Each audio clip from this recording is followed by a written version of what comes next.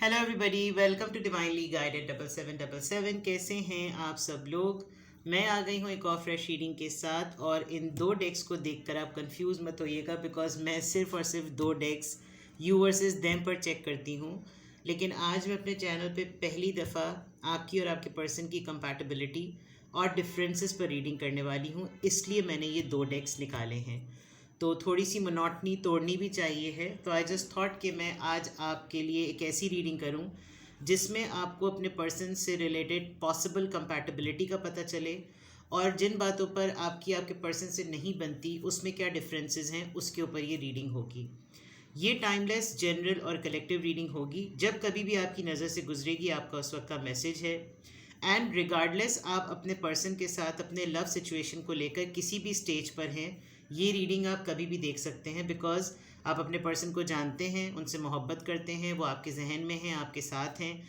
तो आपकी और उनकी कंपैटिबिलिटी कितनी परसेंट मिलती है और जो आप दोनों के डिफरेंसेस हैं वो क्या हैं और क्यों हैं। ठीक है, तो सबसे पहले कंपैटिबिलिटी को आइडेंटिफाई करेंगे, उनके डिफरेंसेस को आइडेंटिफाई करेंगे। फिर कभी आगे जाकर अगर मेरा इसी के ऊपर मुझे आपके रिस्पॉन्स से अगर लगा कि फिर मैं कंपैटिबिलिटी को मेंटेन करने के लिए और डिफरेंसेस को रिजॉल्व करने के लिए क्या आपको गाइड करूं, तो आप फिर मुझे कमेंट सेक्शन में बताइएगा। ठीक है, मैं दो डिफरेंट डेक यूज़ कर रही हूं। सबसे पहले मैं डेक यूज़ करूंगी आपके और आपके पर्सन की कंपैटिबिलिटी को लेकर। आप दोनों एक साथ हैं। कंपैटिबिलिटी में आपको ये समझ आ सकती हूँ, कंपैटिबिलिटी एक तरीके से रिलेशनशिप और पर्सनालिटी की बेसिस पर एक दूसरे से किस हद तक कटजोड़ हो सकता है, किस हद तक आप दोनों एक दूसरे के साथ मिलते हैं, आप लोग की लाइक्स और आप लोग कितनी सारी बातों पर एक पेज पर हैं, ये उसके बारे में होगी। ठीक है, डिफरेंसेस डेफिनेटली आर्ग्यूमेंट हो जाते हैं, मिजाज का डिफरेंस होना होता है, बहुत सारी चीज़ें हैं, पर्सनालिटी ट्रेड्स हैं, वो क्यों हैं वो हम बाद में देखेंगे।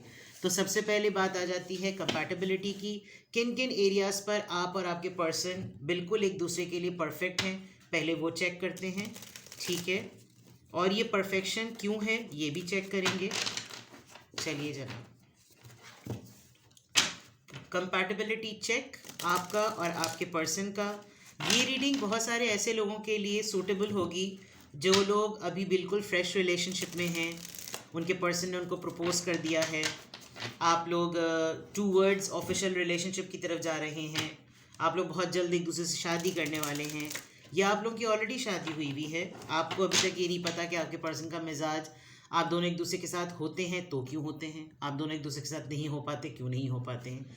तो ये हर तरह के लोगों से रीडिंग मैच करेगी। ठीक है, देखते हैं आपके और आपके पर्सन की कंपैटिबिलिटी का क्या रेशो है, किन एरियाज पर आप और आपके पर्सन एक दूसरे के लिए कंपैटिबल हैं। दो कार्ड्स आए हैं, नाइट ऑफ सोर्ड्स और द डेथ। अच्छा, इम्पल्सिव, शॉर्ट टेम्पर्ड,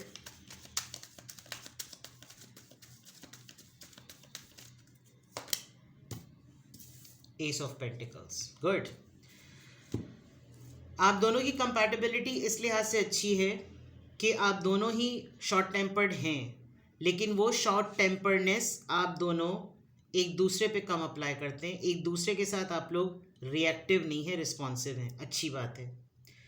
आप दोनों का मल्टीपल टाइम्स आप लोगों का ब्रेकअप हुआ है, लेकिन हमेशा ब्रेकअप के बाद एक उम्मीद, एक विंडो ओपन रहती है और कंप्लीटली सेपरेशन में आप लोग नहीं जाते।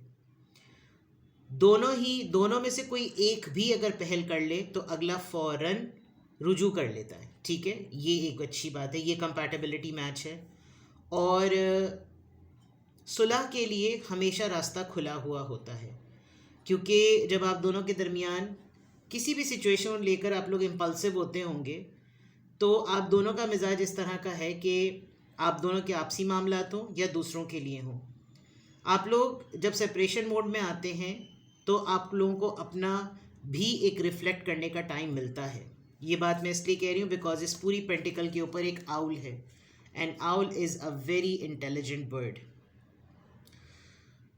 रेड फ्लैग्स देखने का बहुत आपको मार्जिन मिलता है। आप अपनी सिचुएशन में जिस वजह से भी आप दोनों के दरमियान कोई एंडिंग होती है, आप लोग पॉसिबिलिटी को फ़ौरन देखने की कोशिश करते हैं कि कैसे किसी चीज़ को सेटल किया जाए। हाँ, ये भी होता है कि एक दूसरे की शातिर चालें समझ में आ रही होती हैं, इग्नोर कुछ भी नहीं कर रहे होते, लाइटर नोट पर जब आते होंगे तो एक दूसरे को बता भी देते होंगे कि देखो उस वक्त तुमने ये किया था, वो किया था, ये बात तुम्हारी उस वक्त सही नहीं थी, और उस वक्त एक दूसरे को समझाना ज़्यादा बेहतर होता है बनिस्बत जिस वक्त बिल्कुल आग लगी हुई है तेल डालना। तो ये आप दोनों की कंपैटिबिलिटी इस हिसाब से है कि दोनों शॉर्ट टेम्पर्ड हैं लेकिन एक दूसरे के साथ रिएक्टिव नहीं, रिस्पॉन्सिव हैं।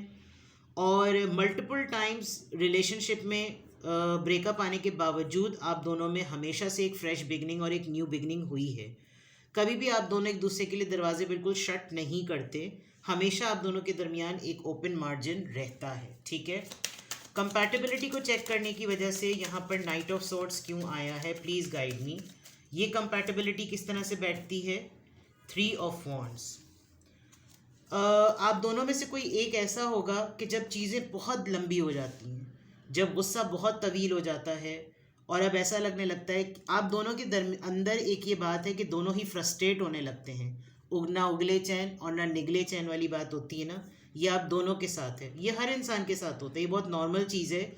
लेकिन कुछ लोग अना की वजह से ना कभी भी नील डाउन नहीं होते, कहीं कहीं पर ऐसा लग रहा है कि आपके पर्सन भी नहीं होते लेकिन वो आपको नोटिस ज़रूर करते हैं।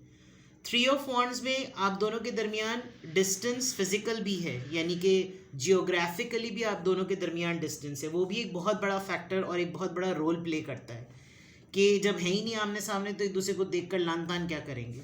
जब डिस्टेंस ही इतना बड़ा फैक्टर है तो फिर एक दूसरे को कैसे कैसे अच्छी बुरी खरी खोटी सुनाएंगे। तो जब बहुत टाइम होने लगता है तो फिर इतने दिनों के बाद कोई एक इंसान आप दोनों में से कोई एक पहल कर लेता है और वो सिचुएशन रिस्पॉन्सिव हो जाती है, तो ये एक कंपैटिबिलिटी फैक्टर है। अच्छा, कंपैटिबिलिटी का मैं आपको ये भी समझा दूँ, आप दोनों की कंपैटिबिलिटी इसलिए भी इस वक्त तक अभी ऐसी नज़र आ रही है, इंसान एज एन इंडिविजुअल इस तरह की सिचुएशन हर किसी के साथ अप्लाई करता है, और ये वाली सिचुएशन जब वो सबके साथ अप्लाई कर रहा होता है तो उसको अपने पार्टनर को डील करना आसान हो जाता है। ये कंपैटिबिलिटी चेक की जाती है। फॉर एग्जांपल, मुझे गुस्सा आता है, आपको गुस्सा आता है, दो पार्टीज़ को अगर गुस्सा आता है और दोनों को ही एट अ टाइम गुस्सा आए तो ये कंपैटिबिलिटी नहीं होगी, ये कंपटीशन हो जाएगा। कंपैटिबिलिटी ये देखी जाती है कि गुस्से आने के टाइमिंग्स में बिहेवियर किसका क्या होता है, वो उस सिचुएशन में आप दोनों एक दूसरे के साथ रिस्पॉन्सिव हैं, ये इतनी समझ आप दोनों को है। डेथ कार्ड यहाँ पर क्यों आया है कंपैटिबिलिटी रेट पे, डेथ कार्ड यहाँ पर क्यों आया है, व्हील ऑफ फॉर्च्यून। दोनों में से किसी एक को फाइनेंशियल मफाद है और फाइनेंशियल नीड एक ऐसी चीज़ है जिसके ऊपर कोई चारा ही नहीं है, कोई गुजारा ही नहीं है। आप इनका लकी चार्म हो सकते हैं, ये आपका लकी चार्म हो सकते हैं, और बहुत सारी चीज़ें फाइनेंशियली दुनियावी आपकी इनसे एसोसिएटेड हैं, तो इनकी लक आपके साथ चलती है। आपके साथ मामलात ख़राब होते हैं तो काम पे फोकस नहीं हो पाता होगा, बहुत ज़्यादा डिस्टर्बेंस और फ्रस्ट्रेशन होती होगी, और जब आपसे मिल लेते होंगे तो इनकी हर चीज़ बड़ी पॉजिटिविटी में बदल जाती होगी, तो इनको ये लगता होगा कि इस मामले में मेरी कंपैटिबिलिटी इसके साथ बड़ी जचती है। एक कार्ड खुद ब खुद गिर पड़ा, the chariot. S of pentacles को, चैरियट का कार्ड जो है ना वो मुझे लग रहा है आप जो हैं वो ज़रा ज़्यादा जल्दी करते हैं, आप चॉइसेस में, डिसीजंस में जल्दी करते हैं, आप डिले नहीं करते, एक्शन लेने में भी आप डिले नहीं करते, तो ये कंपैटिबिलिटी को ज़रा स्ट्रॉन्ग बनाती है। आपके पर्सन फैसला लेने में बहुत टाइम लेते होंगे लेकिन आप बहुत जल्दी करते हैं, और वो जल्दबाजी अक्सर और बेशतर सक्सेसफुल होती है, जिस पर ये बहुत ज़्यादा रिलाई करते हैं। तो ये कंपैटिबिलिटी होती यही कि किसी एक की कमी को उसका पार्टनर पूरी कर दे, और किसी एक के अंदर ज़्यादती है तो वो दूसरा पार्टनर उसकी भरमाई कर दे। तो यही कंपैटिबिलिटी देखी जाती है, कितने % तक जो है ना वो चीज़ें कॉम्प्रोमाइजिंग और एडजस्टेबल हैं, कितनी चीज़ें जो हैं वो मैच करती हैं, कितनी चीज़ों पे इन लोगों को मसला नहीं होगा। लाइफस्टाइल आ जाता है, फैमिली बैकग्राउंड आ जाता है, एजुकेशन आ जाती है, फाइनेंशियल स्टेटस आ जाता है, देन आपकी लवी डवी चीज़ें आती हैं। तो कंपैटिबिलिटी ऐसी लग रही है कि आप दोनों एक दूसरे को हैंडल कर सकते हैं, आप दोनों को और कोई हैंडल नहीं कर सकता।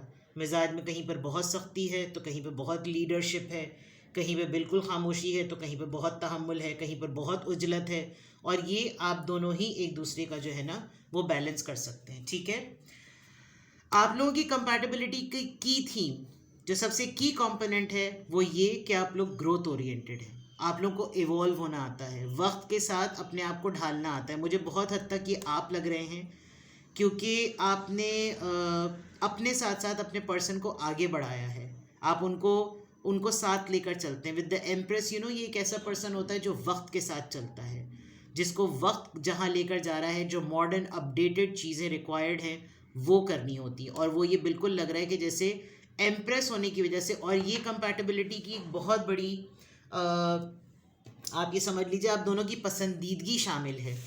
आप दोनों का कंपैटिबिलिटी रेट इसलिए ज़्यादा अच्छा यहाँ पर आ रहा है क्योंकि आप दोनों एक दूसरे को पसंद करके पार्टनर्स बने हैं।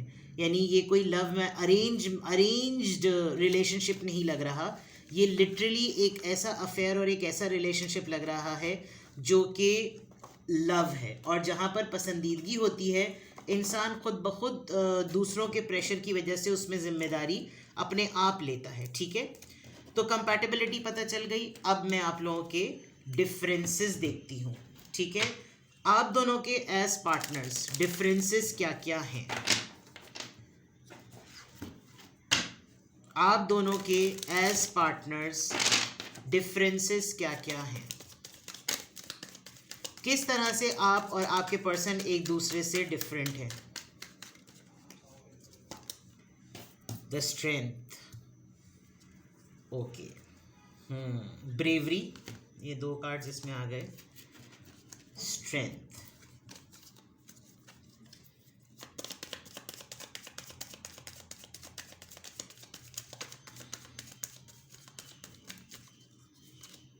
Faith.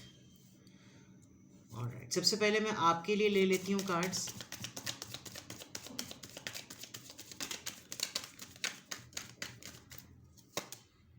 Nine of cups, cancer, Scorpio, Pisces. अच्छा, अब आपके पर्सन के डिफरेंसेस ले लेती हूँ। आपके पर्सन आपसे कैसे डिफरेंट है। 10 ऑफ सोर्ड्स,